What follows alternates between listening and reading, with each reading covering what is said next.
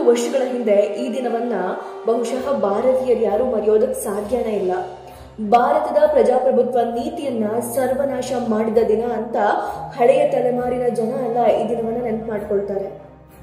ಅಂದು 1975 ಜೂನ್ 25ನೇ ತಾರೀಕು ಭಾರತದಲ್ಲಿ ತುರ್ತು ಪರಿಸ್ಥಿತಿಯನ್ನ ಅಂದಿನ ಪ್ರಧಾನಮಂತ್ರಿಯಾದ ಇಂದಿರಾ ಗಾಂಧಿ ಅವರು ರಾಷ್ಟ್ರಾದ್ಯಂತ ಘೋಷಣೆಯನ್ನ ಮಾಡ್ತಾರೆ. ಈ ತುರ್ತು ಪರಿಸ್ಥಿತಿ 1977ರ ಮಾರ್ಚ್ 21ನೇ ತಾರೀಕುವರೆಗೂ ಅಂದ್ರೆ 21 ತಿಂಗಳ ಕಾಲ ಮುಂದುವರಿಯುತ್ತೆ. ಇದೀಗ ತುರ್ತು ಪರಿಸ್ಥಿತಿ ಘೋಷಣೆಯಾಗಿ ಇವತ್ತಿಗೆ ಬರೋಬ್ಬರಿ 50 ವರ್ಷಗಳಾಗಿದ್ದಾವೆ. ಹಾಗಾದ್ರೆ ತುರ್ತು ಪರಿಸ್ಥಿತಿ ಅಂದ್ರೇನು? ಇಂದಿರಾ ಗಾಂಧಿ ಅವರು ಈ ನಿರ್ಧಾರವನ್ನ ಕೈಗೊಂಡಿದ್ಯಾಕೆ?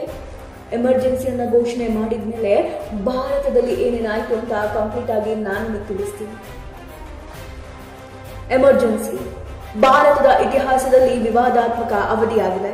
ಇದನ್ನ ಭಾರತೀಯರು ಇತಿಹಾಸದ ಕಪ್ಪು ಚುಕ್ಕೆ ಅಂತಾನೆ ಟೀಕಿಸ್ತಾರೆ. ಹಿರಿಯರು ಹೇಳ್ತಾರೆ ಎಮರ್ಜೆನ್ಸಿ ಅನ್ನೋದು darkest period of Indian democracy ಅಂತ.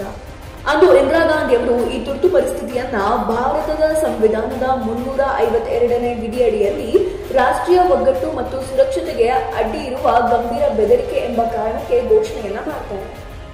ಇದಕ್ಕೆ ಕಾರಣ ಏನಂದ್ರೆ 1970ರ ದಶಕದಲ್ಲಿ ಭಾರತ ಆರ್ಥಿಕ ಕೊರತೆ, ಹಣದುಬ್ಬರ, ಬರ ಮತ್ತು ರಾಜಕೀಯ ಅಸ್ಥಿರತೆಯಿಂದ ಬಳಲ್ತಾ ಇರುತ್ತೆ. ಇಂದಿರಾ ಗಾಂಧಿ ಅವರ ಸರ್ಕಾರದ ವಿರುದ್ಧ ವಿಪಕ್ಷಗಳು ಭ್ರಷ್ಟಾಚಾರ ಮತ್ತು ದುರಾಡಳಿತ ಆರೋಪವನ್ನ ಮಾಡಿರ್ತಾರೆ. ಇಂದಿರಾ ಗಾಂಧಿ ಅವರಿಂದ 1971ರ ಸಂಸತ್ತಿನ ಚುನಾವಣೆಯಲ್ಲಿ ಸೋತಿದ್ದ ರಾಜ್ ನಾರಾಯಣ್ ಅವರು ಒಂದು ಕೇಸ್ ಹಾಕಿದ್ದಾರೆ.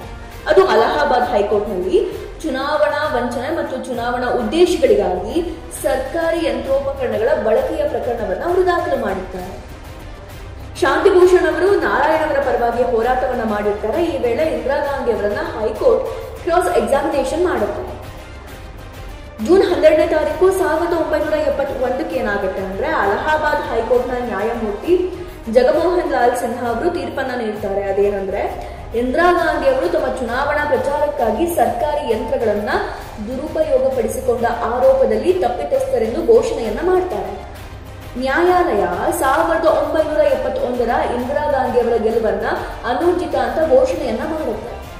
ಈ ವೇಳೆ ಜಯಪ್ರಕಾಶ್ ನಾರಾಯಣ್ ಅವರ ನೇತೃತ್ವದಲ್ಲಿ ವಿಪಕ್ಷಗಳು ದೊಡ್ಡ ಪ್ರಮಾಣದಲ್ಲಿ ಆಂದೋಲನವನ್ನ ಆರಂಭಿಸ್ತಾರೆ. ಇಂದಿರಾ ಗಾಂಧಿ ಅವರ ರಾಜೀನಾಮೆಗೆ ಒತ್ತಾಯಿಸ್ತಾರೆ. ಇದರಿಂದಾಗಿ ಇಂದಿರಾ ಗಾಂಧಿ ಅವರಿಗೆ ರಾಜಕೀಯ ಸಂಕಷ್ಟ ಎದುರಾಗುತ್ತೆ.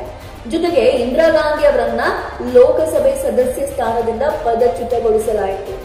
ಹೆಚ್ಚುವರಿಯಾಗಿ 6 ವರ್ಷಗಳ ಕಾಲ ಯಾವುದೇ ಚುನಾವಣೆಯಲ್ಲಿ ಸ್ಪರ್ಧಿಸದಂತೆ ನ್ಯಾಯಾಲಯ ಇಂದಿರಾ ಗಾಂಧಿ ಅವರಿಗೆ ನಿಷೇಧವನ್ನ ಹೇರುತ್ತೆ. ಮತದಾರರಿಗೆ ಲಂಚ ಮತ್ತು ಚುನಾವಣಾ ದುಷ್ಕೃತ್ಯಗಳ ಗಂಭೀರ ಆರೋಪವನ್ನ ಅವರ ಮೇಲೆ ಹೇರಲಾಗುತ್ತೆ. ಆಗ ಇಂದಿರಾ ಗಾಂಧಿ ಅವರು ಏನ್ ಮಾಡ್ತಾರೆ ಅಂದ್ರೆ ಹೈಕೋರ್ಟ್ ತೀರ್ಪನ್ನ ಸುಪ್ರೀಂ ಕೋರ್ಟ್ ನಲ್ಲಿ ಪ್ರಶ್ನೆ ಮಾಡ್ತಾರೆ. ಸುಪ್ರೀಂ ಕೋರ್ಟ್ನ ನ್ಯಾಯಮೂರ್ತಿ VR ಕೃಷ್ಣ ಅಯ್ಯರ್ ಜೂನ್ 24ನೇ ತಾರೀಕು 1975ರಂದು ಹೈಕೋರ್ಟಿನ ತೀರ್ಪನ್ನ ಎತ್ತಿ ಹಿಡಿತಾರೆ. ಇಂದಿರಾ ಗಾಂಧಿ ಅವರು ಸಂಸದರಾಗಿ ಪಡೆದ ಎಲ್ಲಾ ಸವಲತ್ತುಗಳನ್ನ ನಿಲ್ಲಿಸಿ ಅವರನ್ನ ಮತದಾನದಿಂದ ನಿಷೇಧಿಸುವಂತೆ ಆದೇಶವನ್ನ ಹೊರಡಿಸುತ್ತಾರೆ. ಆಗ ಪಶ್ಚಿಮ ಬಂಗಾಳದ ಮುಖ್ಯಮಂತ್ರಿ ಸಿದ್ಧಾರ್ಥ ಶಂಕರ್ ರೇ ಅವರು ಆಂತರಿಕ ತುರ್ತು ಪರಿಸ್ಥಿತಿ ಹೇರಲು ಇಂದಿರಾ ಗಾಂಧಿ ಅವರಿಗೆ ಸಲಹೆಯನ್ನ ಕೊಡ್ತಾರೆ. ಆಂತರಿಕ ಗೊಂದಲಗಳಿಂದ ಭಾರತದ ಭದ್ರತೆಗೆ ಅಪಾಯವಿದೆ ಎಂದು ಇಂದಿರಾ ಅವರು ಪಡೆದ ಮಾಹಿತಿಯ ಆಧಾರದ ಮೇಲೆ ಘೋಷಣೆಯನ್ನು ಹೊರಡಿಸೋಕೆ ರಾಷ್ಟ್ರಪತಿಗಳಿಗೆ ಪತ್ರವನ್ನ ರಚಿಸುತ್ತಾರೆ. ಅನಂತರ ರಾಷ್ಟ್ರಪತಿ ಫಕ್ರುದ್ದೀನ್ ಅಲಿ ಅಹಮದ್ ಅವರು ಜೂನ್ 25ನೇ ತಾರೀಕು 1975ರ ರಾತ್ರಿ ಮಧ್ಯರಾತ್ರಿಯ ಗಡಿಯಾರ ಹೊಳೆಯುವ ಕೆಲವೇ ನಿಮಿಷಗಳ ಮೊದಲು ಅಂದಿನ ಪ್ರಧಾನಿ ಇಂದಿರಾ ಗಾಂಧಿ ಅವರ ಸಲಹೆಯ ಮೇರೆಗೆ ಆಂತರಿಕ ತುರ್ತು ಪರಿಸ್ಥಿತಿಯನ್ನ ಘೋಷಣೆ ಮಾಡ್ತಾರೆ. ಹಾಗಾದ್ರೆ ತುರ್ತು ಪರಿಸ್ಥಿತಿಯನ್ನ ಘೋಷಣೆ ಮಾಡಿದ ನಂತರ ಏನಾಯ್ತು ಗೊತ್ತಾ? ತುರ್ತು ಪರಿಸ್ಥಿತಿ ಸಂದರ್ಭದಲ್ಲಿ ಪ್ರತಿಪಕ್ಷದ ಸಾವಿರಾರು ಹಿರಿಯ ನಾಯಕರು ಮತ್ತು ಪತ್ರಕರ್ತರನ್ನೆಲ್ಲ ಜೈಲಿಗಟ್ತಾರೆ. ಪತ್ರಿಕಾ ಸ್ವಾತಂತ್ರ್ಯವನ್ನ ಕಿತ್ಕೊಳ್ತಾರೆ. ಬಹಳ ಬಲಿಷ್ಠ ನಿಷ್ಠಾವಂತ ಕಾಂಗ್ರೆಸ್ ನಾಯಕರು ಕಾಂಗ್ರೆಸ್ ಪಕ್ಷವನ್ನ ತೊರೆದು ಹೋಗ್ತಾರೆ. ಇಂದಿರಾ ಗಾಂಧಿ ಆಡಳಿತದ ವಿರುದ್ಧ ಗಟ್ಟಿ ಧ್ವನಿ ಎತ್ತಿದವರನ್ನ ಬಂಧಿಸ್ತಾರೆ. ಸಂವಿಧಾನಿಕ ನೀತಿಗೆ ವಿರುದ್ಧವಾಗಿ ಸಂಸತ್ತಿನ ಹೊರಗೆ ತಮಗೆ ಬೇಕಾದ ರೀತಿ ಕಾನೂನನ್ನ ಇಂದಿರಾ ಗಾಂಧಿ ಬದಲಾಯಿಸಿಕೊಂಡ್ರು ಅನ್ನುವಂತಹ ಆರೋಪ ಕೂಡ ಇದೆ. ಅಷ್ಟೇ ಅಲ್ಲದೆ ಕಾಂಗ್ರೆಸ್ಸೇತರ ರಾಜ್ಯಗಳ ಚುನಾಯಿತ ಸರ್ಕಾರವನ್ನ ವಜಾಗೊಳಿಸ್ತಾರೆ. ನಾಗರಿಕರ ಸ್ವಾತಂತ್ರ್ಯಕ್ಕೆ ಮಿತಿಯನ್ನ ತರ್ತಾರೆ. ಸಂವಿಧಾನದ 19ನೇ ವಿಧಿ ಅಡಿಯಲ್ಲಿ ಒದಗಿಸಲಾದ ಮೂಲಭೂತ ಹಕ್ಕುಗಳಾದ ವಾಕ್ ಮತ್ತು ಅಭಿವ್ಯಕ್ತಿ ಸ್ವಾತಂತ್ರ್ಯ, ಒಕ್ಕೂಟ ಸ್ಥಾಪನೆ ಮತ್ತು ಸಂಚಾರ ಸ್ವಾತಂತ್ರ್ಯವನ್ನ ತಾತ್ಕಾಲಿಕವಾಗಿ ರದ್ದುಗೊಳಿಸುತ್ತಾರೆ. ಜೊತೆಗೆ ಮೀಸಾ maintenance of internal security act ಅಡಿಯಲ್ಲಿ ಸಾವಿರಾರು ರಾಜಕೀಯ ಕಾರ್ಯಕರ್ತರು, ವಿಪಕ್ಷ ನಾಯಕರುಗಳಾದ ಜಯಪ್ರಕಾಶ್ ನಾರಾಯಣ್, ಮೊರಾರ್ಜಿ ದೇಸಾಯಿ, ಅಟಲ್ ಬಿಹಾರಿ ವಾಜಪೇಯಿ ಅವರನ್ನ ಬಂಧಿಸುತ್ತಾರೆ. ಪತ್ರಿಕಾ ಸ್ವಾತಂತ್ರ್ಯಕ್ಕೆ ನಿರ್ಬಂಧವನ್ನ ಹೇರ್ತಾರೆ. ಪತ್ರಿಕೆಗಳ ಮೇಲೆ ಕಟ್ಟುನಿಟ್ಟಿನ ಸೆನ್ಸರ್ಶಿಪ್ ಹೇರ್ತಾರೆ. ಸುದ್ದಿಗಳನ್ನ ಪ್ರಕಾಶಿಸುವ ಮೊದಲು ಸರ್ಕಾರದ ಅನುಮತಿ ಪಡೆಯುವುದು ಕಡ್ಡಾಯ ಮಾಡ್ತಾರೆ. ಅನೇಕ ಪತ್ರಕರ್ತರನ್ನ ಬಂಧಿಸ್ತಾರೆ. ಅಷ್ಟೇ ಅಲ್ಲದೆ ನ್ಯಾಯಾಂಗಕ್ಕೂ ಮೂಗುದಾರ ಹಾಕ್ತಾರೆ ಅಂದಿನ ಪ್ರಧಾನಿ ಇಂದಿರಾ ಗಾಂಧಿ ಅವರು. ಸಂವಿಧಾನದ 42ನೇ ತಿದ್ದುಪಡಿಯ ಮೂಲಕ ಸರ್ಕಾರಕ್ಕೆ ಹೆಚ್ಚಿನ ಅಧಿಕಾರಗಳನ್ನ ನೀಡ್ತಾರೆ. ನ್ಯಾಯಾಂಗದ ಮೇಲಿನ ಕೆಲವು ಅಂಕುಶಗಳನ್ನ ತೆಗೆದುಹಾಕ್ತಾರೆ. ಹಲವು ಹೋರಾಟಗಾರರನ್ನ ಬಂಧನ ಮಾಡ್ತಾರೆ. ಅಂದು ತುರ್ತು ಪರಿಸ್ಥಿತಿ ವಿರುದ್ಧ ಹೋರಾಡಿದ ಹಲವರನ್ನ ಇಂದಿರಾ ಗಾಂಧಿ ಸೆರೆಮನೆಗೆ ತಳ್ಳುತ್ತಾರೆ. ವಿಜಯರಾಜೇ ಸಿಂಧಿಯಾ, ಜಯಪ್ರಕಾಶ್ ನಾರಾಯಣ್, ರಾಜ್ ನಾರಾಯಣ್, ಮೊರಾರ್ಜಿ ದೇಸಾಯಿ, ಚರಣ್ ಸಿಂಗ್, ಜೀವನ್ ರಾಮ್ ಕೃಪಾಲ್ನಿ, ಅಟಲ್ ಬಿಹಾರಿ ವಾಜಪೇಯಿ, ಲಾಲ್ ಕೃಷ್ಣ ಅಡ್ವಾಣಿ, ಅರುಣ್ ಜೇಟ್ಲಿ, ಸತ್ಯೇಂದ್ರ ನಾರಾಯಣ್ ಸಿನ್ಹಾ, ಜಯಪುರದ ರಾಣಿ ಗಾಯತ್ರಿ ದೇವಿ ಸೇರಿದಂತೆ ಲಕ್ಷಾಂತರ ನಾಯಕರನ್ನ ಬಂಧಿಸಿ ಜೈಲಿಗಟ್ಟುತ್ತಾರೆ. ಹಲವು ಸಂಘಟನೆಗಳಿಗೆ ನಿಷೇಧವನ್ನ ಹೇರ್ತಾರೆ.